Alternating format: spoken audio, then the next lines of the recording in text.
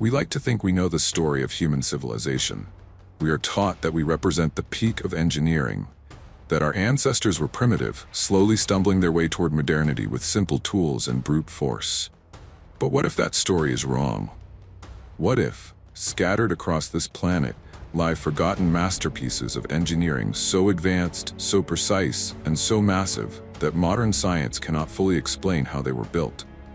From temples carved downwards into solid mountains in India, to monolithic stones in Lebanon, weighing as much as a modern locomotive, fitted together with impossible precision, there are places where the accepted timeline of history simply collapses.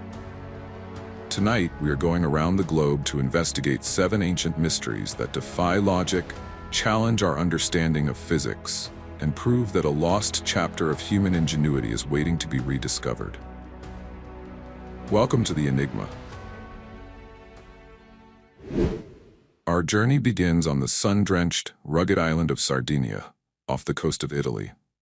Here, scattered across the landscape like stone sentinels left behind by a forgotten race, stand the Nuraghi. There are over 7,000 of these mysterious structures, dating back as far as the 2nd millennium BCE. At first glance, they look like simple defensive towers, conical, dry stone fortresses built without a single drop of mortar.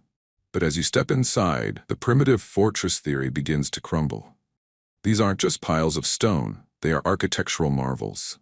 Many feature complex corbelled domes, where massive stones are stacked inward, layer by layer, to create perfectly arched, vaulted ceilings that have stood firm for nearly 4,000 years. But the mystery deepens when we go beneath the surface. You see, the Nuraghi weren't just above-ground structures. Many are part of sprawling, subterranean complexes.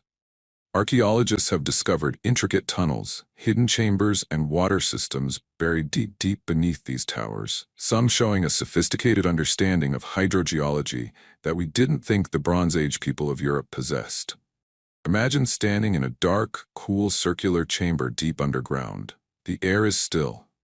The walls are smooth, crafted with a precision that defies the lack of iron tools. What were these chambers for? Were they places of deep, meditative ritual? Were they granaries, or perhaps safe havens for the community during times of invasion?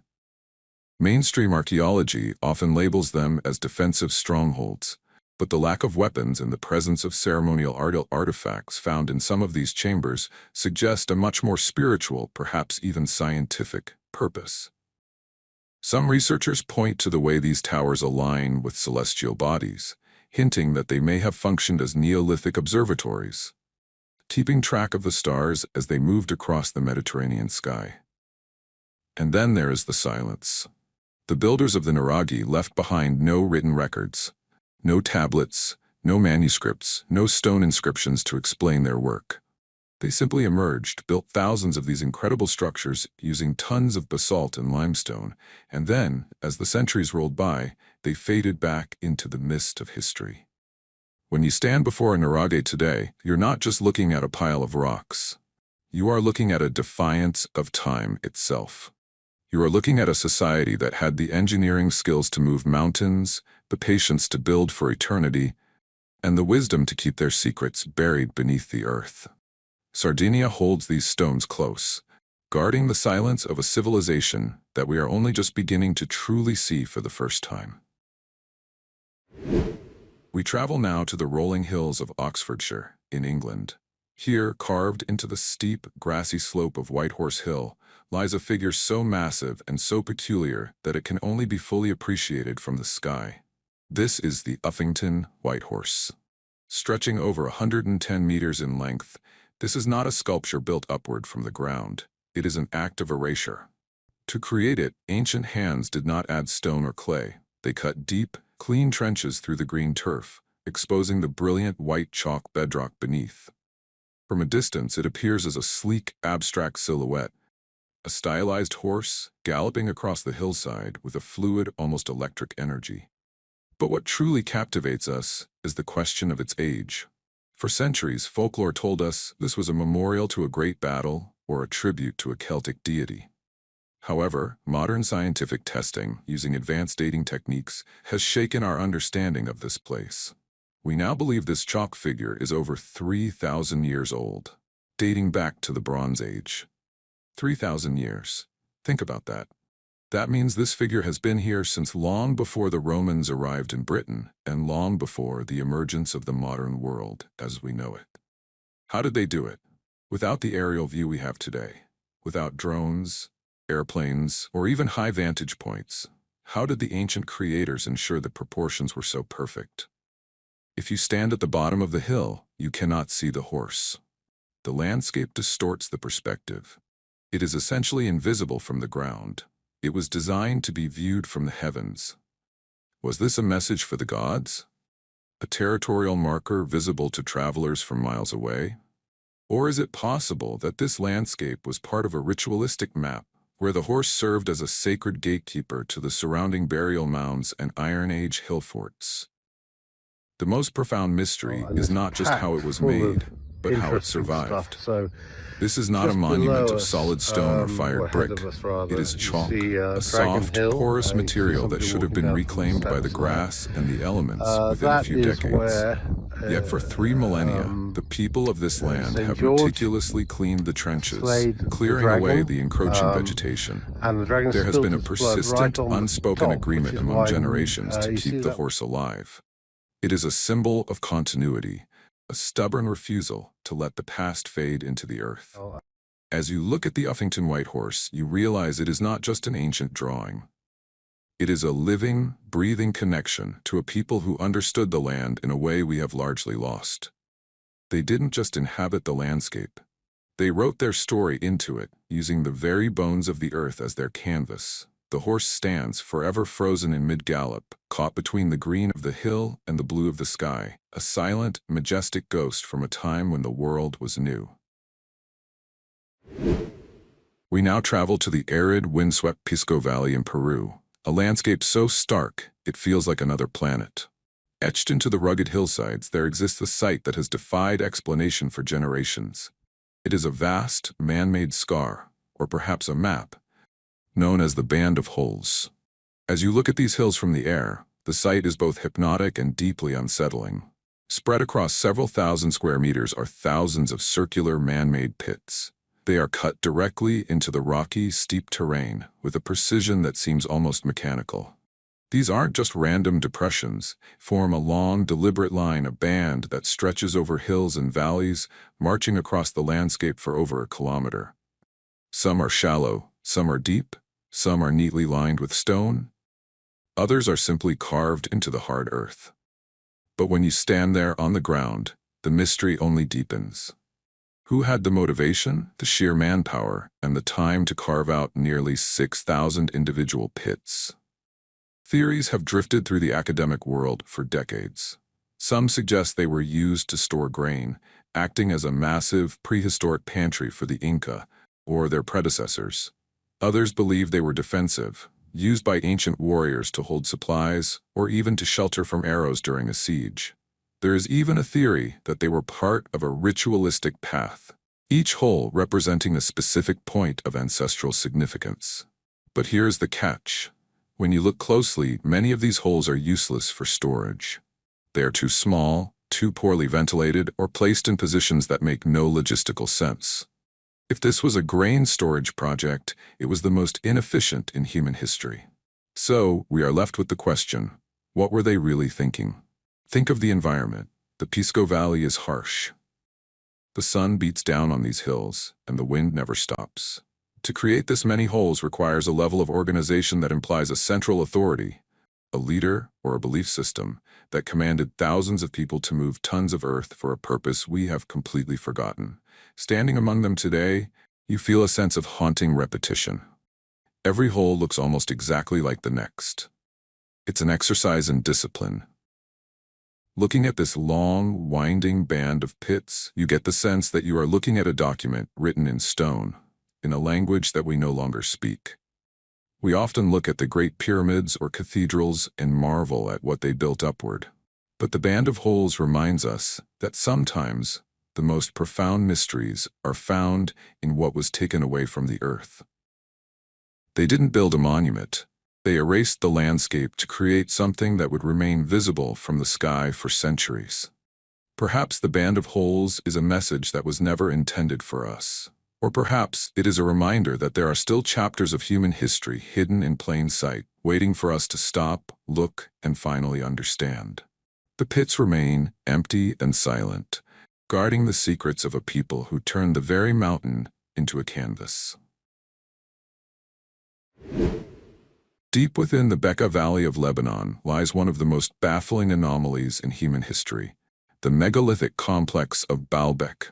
While historians focus on the Roman temples of Jupiter and Bacchus that sit majestically on the site, there is a secret hidden at the base of the Great Court, a secret that has defied logic for millennia. We are talking about the Trilithon. 3 massive limestone blocks, each weighing between 750 and 800 tons. To put that into perspective, that is the weight of about 150 elephants, or roughly the same as a modern, high-speed passenger train. And yet, these stones were not just moved. They were quarried, transported over rugged terrain, and hoisted over 20 feet into the air to form the foundation of a wall. Even with the most advanced cranes and engineering equipment we possess today, lifting a single 800-ton block is a monumental and arguably impossible task. And yet, here they sit, fitted against one another with such precision that you cannot even slide a piece of paper between them. The Romans, who built their temple on top of these stones, were clearly as awestruck as we are. They didn't build these foundations, they simply inherited them. They likely looked at these blocks and asked the same question that we ask today. How? Where is the technology that allowed a civilization to manipulate stone on this scale? We see no evidence of roads wide enough to move them, no evidence of pulleys or levers strong enough to lift them, and no written records explaining the how or the why. Some researchers point to the nearby stone of the pregnant woman, a single block, even larger than the ones in the wall, that was left sitting in the quarry. It stands there like a silent, unfinished promise, waiting for an explanation that never arrived. Some suggest the use of massive wooden rollers or thousands of men pulling with ropes, but simple physics tells us that the pressure would cause those rollers, or the ground itself, to collapse under such localized weight. What we are witnessing at Baalbek is not just a building project. It is a signature. It is a moment in history where human engineering crossed the threshold into the realm of the impossible. Standing at the base of these stones, looking up, you feel a sense of profound vertigo. You are standing in the shadow of giants, literally and figuratively. We are forced to confront the possibility that we have drastically underestimated the capabilities of the ancient world. We like to think that history is a steady climb of progress, but Baalbek tells a different story. It tells of a peak that was reached, a skill that was mastered, and then, inexplicably, lost to the sands of time. Baalbek remains a physical weight on our understanding of the past, a weight that, like the Trilithon itself, refuses to be moved. We now travel to the mystical landscapes near Lake Titicaca in southern Peru. Hidden amidst the strange, high-altitude rock formations of the Sacsayhuamán Mountains, there lies a structure that defies all architectural logic. It is known as the Aramu Muru doorway, a massive T-shaped gate carved directly into the face of a vertical granite cliff.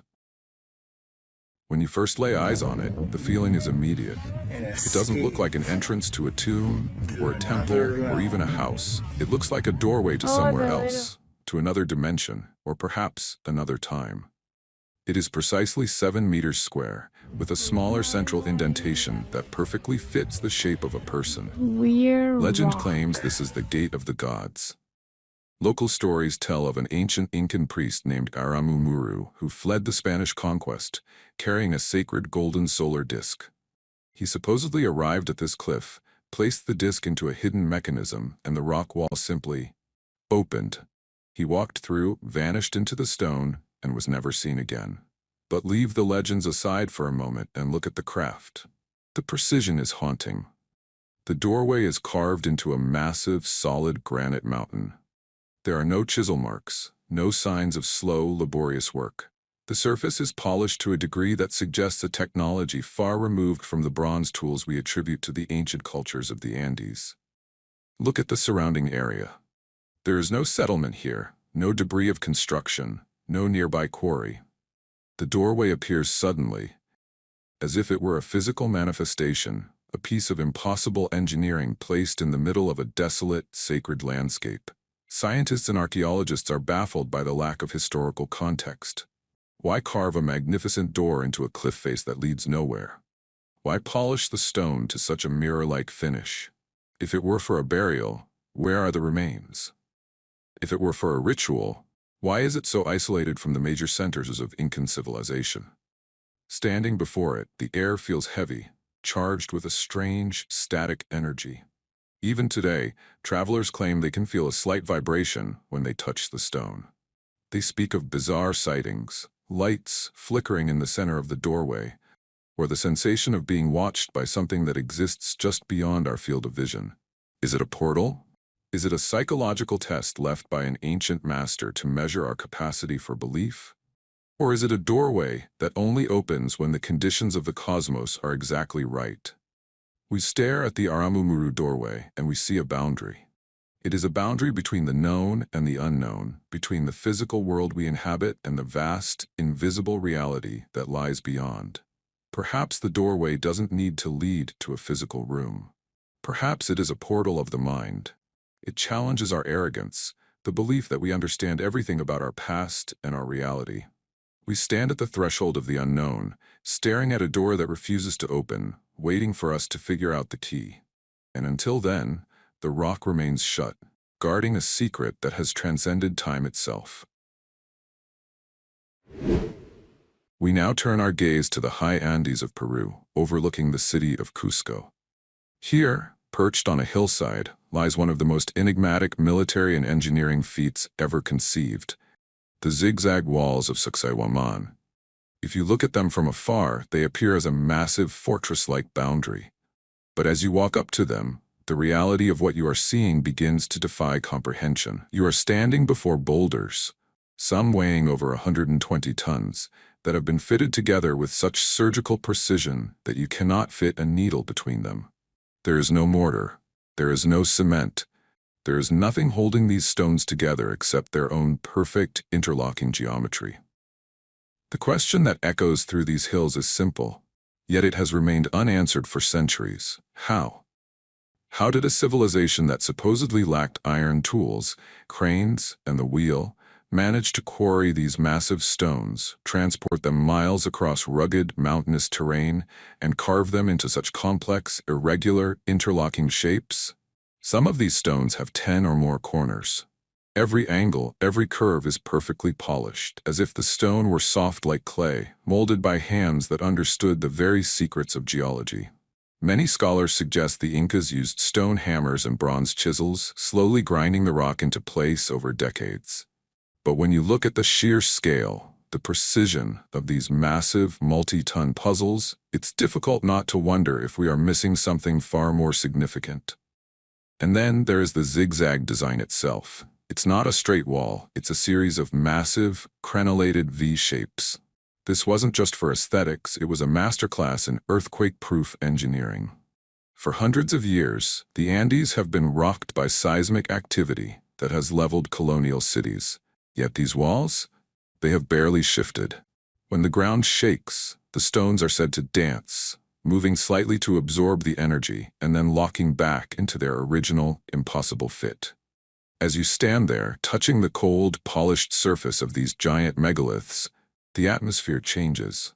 There is a sense of ancient intelligence here, a mastery of physics that feels entirely out of place in the timeline we've been taught. It isn't just a wall. It's a living testament to a lost mastery of materials. Why build something so incredibly difficult? Why strive for a fit that is so perfect it seems to defy the nature of stone itself? Perhaps the answer isn't in the purpose of the wall, but in the message it leaves behind. It is a message of defiance, a statement that humanity once possessed the power to reshape the very earth to its will. Today, Sacsayhuamán remains a silent, stone sentinel. It doesn't tell us how it was built, and it doesn't offer us a name for its builders. It simply stands, inviting us to look, to touch, and to realize how little we truly know about the giants who walked this earth long before we ever arrived. We journey now to the lush, remote heart of central Sulawesi in Indonesia. Tucked away in the hidden folds of the Bada Valley, there exists an assembly of silent stone guardians that have watched over these mountains for centuries. We call them the Bada Valley Megaliths, or the Kalamba. As you step into the tall grass of the valley, you don't just see these statues, you feel them. Scattered across the landscape, they stand as solitary figures carved from single blocks of stone. Some are humanoid, with large round eyes, simplified facial features, and a posture that is both imposing and strangely serene. Others are giant, hollowed-out stone vats, the Kalamba, which some believe were used for burials or water rituals, though their true purpose remains buried in the deep history of this region. What makes these megaliths so haunting is their absolute lack of context. We have no carvings, no hieroglyphs, no oral traditions that definitively tell us who carved them, how they were moved into this valley, or exactly when they were created. They are an island of mystery in the middle of a vibrant jungle. Scientists suggest they could be anywhere from 1,000 to 5,000 years old. But how? These statues are made of granite, an incredibly hard stone, and yet they are carved with smooth, rounded contours that defy the technology we assume was available to the people of this valley at that time. They don't look like they were chipped away. They look like they were shaped with a mastery of stoneworking that has been completely forgotten. Imagine the effort, hauling these massive granite boulders from the surrounding mountains, dragging them across uneven jungle terrain, and then meticulously carving them into these singular, enigmatic expressions. Why? Were they ancestor statues meant to house the spirits of the dead?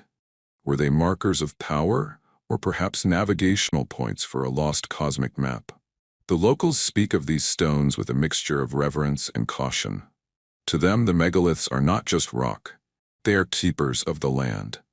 Standing in the Bada Valley, watching the mist roll over the granite faces of these ancient statues, you realize that history is not always about kings, empires, or written laws. Sometimes, history is a quiet, monolithic presence that refuses to explain itself. These statues are a mirror. They reflect our own desire to find meaning in the world, to leave something behind that will survive the test of time. Perhaps the mystery of Bada isn't meant to be solved. Perhaps it is meant to remind us that once, long ago, there were people who walked this earth with a vision and a skill that we can only stare at, in silence, with awe. The stones don't speak, but they carry a weight that resonates across the centuries. They are the silent witnesses to a chapter of humanity that we have yet to read. So, what does it all mean? When we look at these 7 sites, from the frozen fortresses of Siberia to the impossible stone fitting of the Andes, we aren't just looking at ancient ruins. We are looking at a mirror. We are often taught that human progress is a straight upward line, that we are the peak, the final version of intelligence. But these sites challenge that narrative. They prove that our ancestors possessed a level of engineering, patience, and mastery of their environment that we are only just beginning to rediscover. Perhaps the true mystery isn't how they built these things, but why we forgot how they did it. Maybe history isn't a straight line. Maybe it's a cycle. And perhaps by looking into these silent stones, we aren't just uncovering the past, we are catching a glimpse of our own potential. Keep questioning, keep looking, and never assume that the story we've been told is the only one that exists. Thank you for joining me on this journey.